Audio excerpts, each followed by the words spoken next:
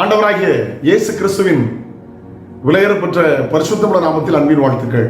இந்த காலையில் உங்களை சந்திப்பதில் மகிழ்ச்சியடைந்து இந்த நாள் உங்களுக்கு ஆசீர்வாதமாய் மாறட்டும். முடிவு பரியந்தம் நிலை நிற்கிற நல்ல நாட்களாய் மாறட்டும்.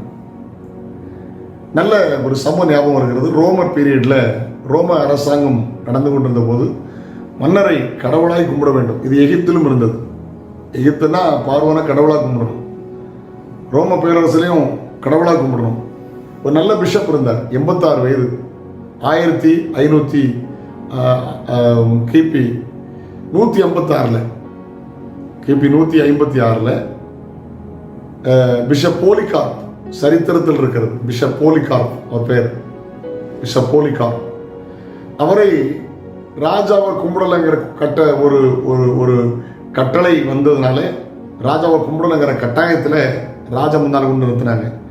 அவர் சொல்லிவிட்டால், நான் உங்களை கனமடுகிறேன், நான் வணங்க முடியாது, என்னை ரட்சித்து எனக்குள் வாழ்கிற ஜீவனுள்ள தேவனுக்காக நான் வாழுகிறேன், என்னுடைய 86 வயது வரலும் இயேசுவை என் ஆண்டவர், இயேசுவை இரட்சகர்னு அறிக்கையிட்டார். கிறிஸ்துவை மறுதலிக்க சொன்னார்கள். அந்த போலிகார்ப் என்கிற அந்த பிஷப் மறுத்துவிட்டார். அவரை 3 முறை டைம் கொடுத்தாங்க.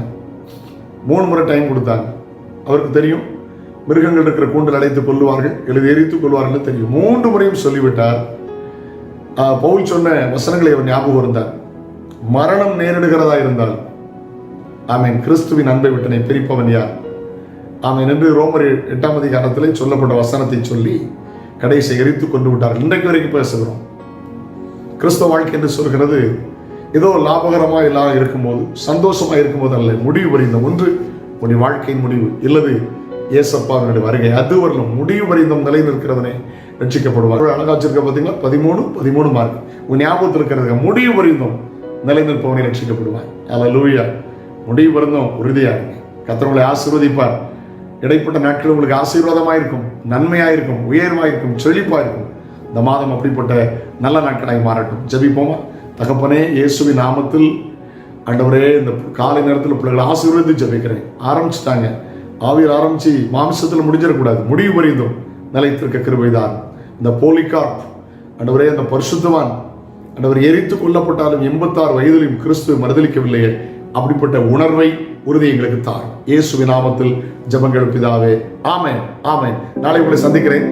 அதுவரை அவருடைய கிருபை உங்களை தாங்க. God bless you. Have a nice day.